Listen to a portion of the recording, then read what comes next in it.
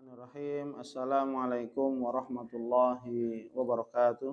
Waalaikumsalam warahmatullahi wabarakatuh. Alhamdulillahirabbil alamin wassalatu wassalamu ala asyrafil anbiya'i wal mursalin wa ala alihi wa ashabihi wa man ihtada bihadihi wastanna bisunnatihi ila yaumiddin amma ba'd.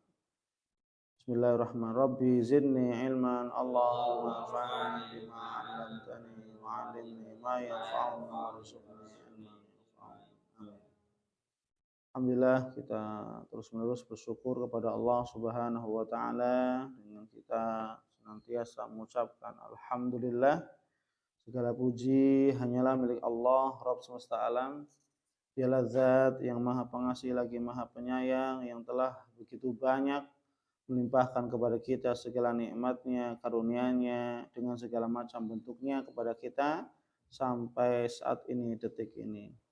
Maka kita wajib untuk bersyukur kepada Allah Subhanahu wa taala dengan cara senantiasa istiqomah dalam beribadah kepada Allah Subhanahu wa taala sampai akhir hayat. Dan semoga Allah Subhanahu wa taala wafatkan kita dalam keadaan husnul khatimah. Amin amin ya rabbal alamin. Baik para hamba Allah muslimin muslimat yang dimuliakan oleh Allah Subhanahu wa taala, kita akan melanjutkan pembahasan muqaddimah dari suratul Alaq. Kemarin kita sudah membaca tentang bahwasannya permulaan surat Al-Alaq dengan Allah Subhanahu wa taala menjelaskan telah memberikan karunia-Nya yang besar yaitu Al-Qur'an. Mukjizat yang sampai saat ini masih ada, di mana mukjizat-mukjizat para nabi sebelumnya, mukjizat tersebut sudah hilang bersama wafatnya para nabi mereka. Sedangkan kita umat Nabi Muhammad sallallahu alaihi wasallam, kita masih bisa merasakan mukjizat Nabi yang mulia Muhammad sallallahu alaihi wasallam yaitu Al-Qur'an. Maka kita bersyukur kepada Allah Subhanahu wa taala kita bisa membaca Al-Qur'an, kita bisa belajar Al-Qur'an, kita bisa menghafal Al-Qur'an, kita bisa mengkaji Al-Qur'an, bisa murajaah Al-Qur'an, mengamalkan Qur'an. Ingat, Al-Qur'an adalah mukjizat Allah Subhanahu wa taala yang sampai saat ini sampai hari kiamat akan tetap ada. Maka bersyukur apalagi yang hafal Qur'an. Mukjizatnya di dalam dada, dibawa kemana-mana dengan hafalannya.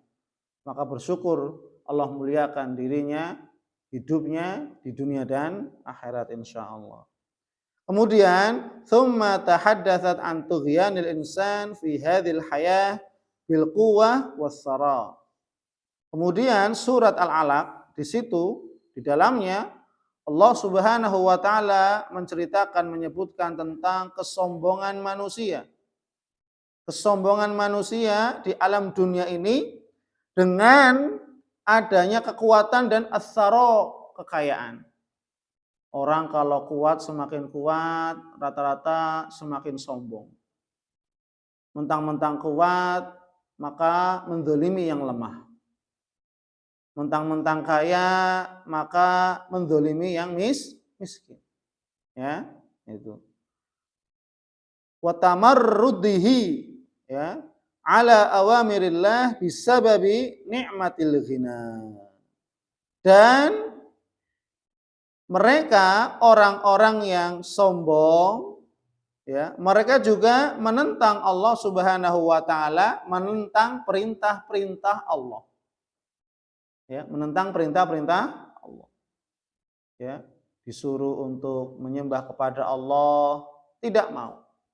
Disuruh untuk mentauhidkan Allah, tidak mau. Disuruh untuk beriman kepada Nabi Muhammad SAW, tidak mau.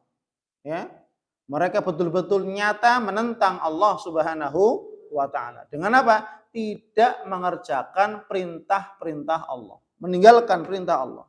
Kenapa? Bisababi ni'matil ghina. Karena disebabkan kenikmatan harta kekayaan. Karena memang sifat nikmat itu melupakan dari Allah. Karena betapa banyak manusia ketika sedang hidup biasa-biasa saja mereka taat kepada Allah. Luar biasa taatnya. Ya. Tapi ketika Allah datangkan kekayaan kepadanya, maka seketika itu berubah yang tadinya orangnya taat kepada Allah, berubah menjadi orang yang durhaka kepada Allah. Ini banyak contohnya. Ya. Bal'am bin Bawra, ya. Kemudian yang lainnya, Rajal bin Al-Unfuwa. Mereka aslinya orang-orang yang berilmu, beragama, taat kepada Allah Subhanahu wa taala. Tapi ketika ditawarkan kekayaan duniawi, jabatan, pangkat, kedudukan, bahkan wanita cantik jelita, tergoda sehingga apa? Menggadaikan keimanannya dengan hanya demi harta duniawi yang sedikit lagi fana, musnah, hilang. Ya. Maka di sini ya, karena sebab kenikmatan harta duniawi, rata-rata orang menentang perintah Allah Subhanahu wa taala. Ya, ini. Lupa bahwasanya apa? Allah yang telah memberikan harta, Allah yang telah memberikan jabatan, Allah yang telah mengaruniakan ilmu, Allah yang telah memberikan segala-galanya. Ya, tanpa Allah beri, niscaya kita tidak menjadi apa-apa. La haula wala quwwata illa billah. Tidak ada daya dan upaya kekuatan kecuali hanya pertolongan dari Allah. Kita bisa jadi seperti ini karena pertolongan dari Allah, bukan dari yang lain, ingat. Ya, bukan karena kecerdasan kalian hafal Quran, kalian berilmu, itu bukan karena kecerdasan. Itu faktor yang Allah berikan, tapi hakikatnya apa? Allah yang memberikan kefahaman. Ya enggak? Kalau Allah sudah menciptakan akal, tapi kalau Allah menakdirkan nggak paham-paham, ya nggak paham-paham. Kalau dia sudah bekerja keras, banting tulang, keringatnya bercucuran. Kalau Allah ngasih rezekinya sedikit, apakah dapat banyak? Enggak. Ketika Allah sudah takdirkan sedikit, meskipun dia sudah berguling-guling, gitu ya, banting tulang, memeras keringat sekalipun, maka ketika memang takdir Allah jatahnya rezekinya sedikit-sedikit, meskipun tadi, ya. Kenapa? Karena Allah Subhanahu wa taala Maha kuasa atas segala sesuatu. Wa kana al-wajibu alaihi an yashkura rabbahu ala ifdalihi. Maka wajib bagi seseorang bersyukur kepada Allah Subhanahu wa taala ala ifdalihi atas keutamaan yang Allah berikan kepadanya, karunia, rezeki. Ya. Nafas, rezeki dari Allah. Mata bisa melihat, anggota badan berfungsi secara maksimal, ya, bisa nuntut ilmu, bisa makan, minum, dalam keadaan sehat walafiat, punya orang tua dan seterusnya, ya. Kenikmatan yang harus kita syukuri. La an yajhadan na'ma, dan tidak boleh mengingkari nikmat-nikmat Allah Subhanahu wa taala. Ya, enggak boleh. Karena kata Allah, la in syakartum la azidannakum wa la in kafartum inna adzabi lasyadid. Jika kalian betul-betul bersyukur kepadaku, ya, la azidannakum, niscaya aku akan menambahkan kenikmatan demi kenikmatan. Ditambah terus kalau orang yang bersyukur. Ya. Wala in kafartum, jika kamu kufur nikmat, mengingkari nikmatku, ya. Wa inna adzabi lasyadid, sesungguhnya ingat azabku sangat pedih. Ini bahaya sekali, celaka bagi orang-orang yang kufur nikmat, mengingkari ada iman. Sudah diberikan iman tapi enggak mau sholat. Sudah diberikan iman tapi tidak mau beribadah kepada Allah, tidak mau sujud kepada Allah. Sudah diberikan iman tapi tidak mau mentauhidkan Allah, ya, tidak mau mengikuti Rasulullah, sunnah-sunnahnya, meninggalkan sunnah. Ini merupakan pengingkaran terhadap nikmat, ya. Wa dzakkarahu bil audah ila rabbih liyanala al jaza. Dan Allah Subhanahu wa taala dalam surat Al-Alaq mengingatkan kepada kita semuanya bahwa besok kita akan kembali kepada Allah.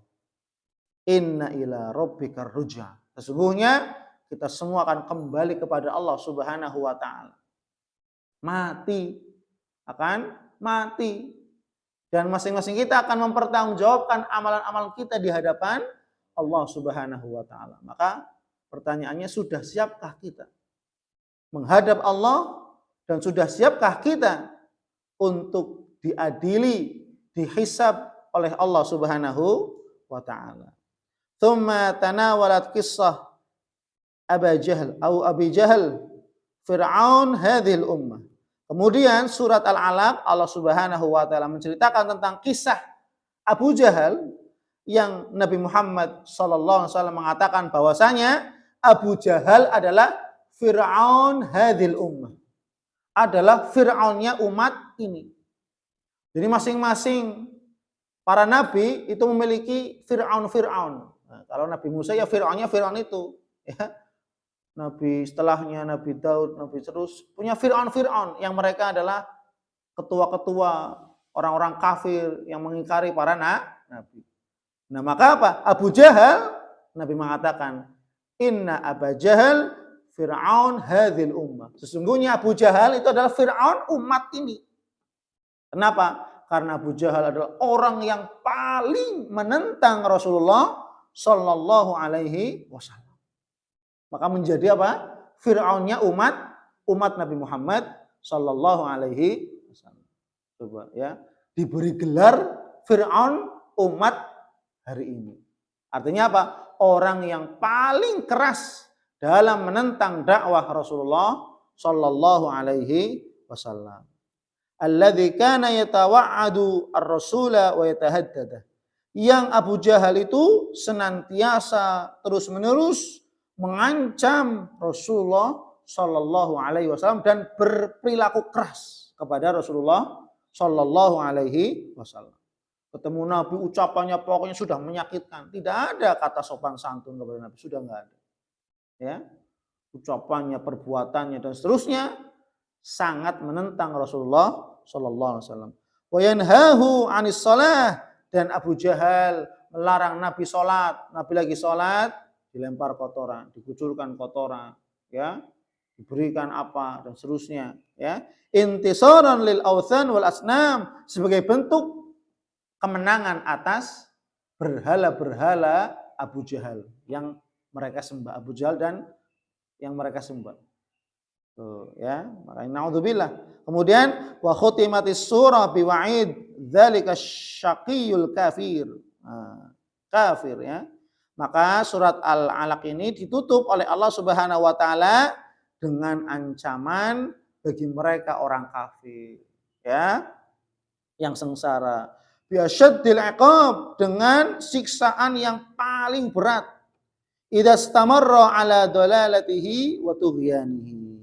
Yang apabila dia senantiasa terus-menerus di atas kesesatan dan kesombongannya. Coba, orang kafir itu ketika mempunyai sifat, ya, sudah sesat, sombong gitu, ya. Sudah salah, malah apa? Lunjak.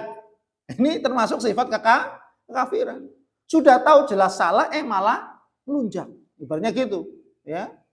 Naudzubillah. Sudah tersesat, malah apa? Menyombongkan diri, ya. Naudzubillah, ini sifat kekafiran. Maka jangan sampai kita sebagai seorang muslim mempunyai sifat demikian. Sudah tahu salah, ya udah sadar dirilah, gitu ya. Bukan malah ngelunjak, malah marah-marah, malah sombong dan seterusnya. Ini bukan sifat orang beriman. Sifat orang beriman apa? Ketika salah, sudah muhasabah. Oh iya, saya salah, mohon maaf. Ketika salah, dia bertaubat, minta maaf, rendah hati. Bukan malah apa? Ketika dia berbuat salah, tersesat, malah apa? Lunjak, kemudian sombong. Naudzubillah. Kama amarat Rasulullah Al-Karim sallallahu alaihi wasallam bi'adamil isgha ila wa'idi dzalik al-mujrim al-athim. Maka sebagaimana surat ini juga, ya, Rasulullah tidak perlu memperhatikan, memperdulikan ocehan-ocehan orang-orang kafir. Sebenarnya gitu loh. Kalau ada orang yang ngejek dan seterusnya, ngomongin apa saja keburukan, tidak perlu ditanggapi. Sudah, ya. Tidak perlu repot-repot kita menanggapi mereka. Niscaya waktu kita sibuk habis dengan membalas ocehan-ocehan, ejekan-ejekan mereka yang tidak ada manfaatnya, tidak ada manfaatnya. Lebih baik kita fokus, diam, tetap kita beramal soleh, beribadah kepada Allah Subhanahu wa taala. Insyaallah kita lanjut besok tentang sebab turunnya surat Al-Alaq. Wallahu a'lam bishawab. Subhanakallahumma wa bihamdik, asyhadu an la ilaha illa anta, astaghfiruka wa atubu ilaik. Assalamualaikum warahmatullahi wabarakatuh.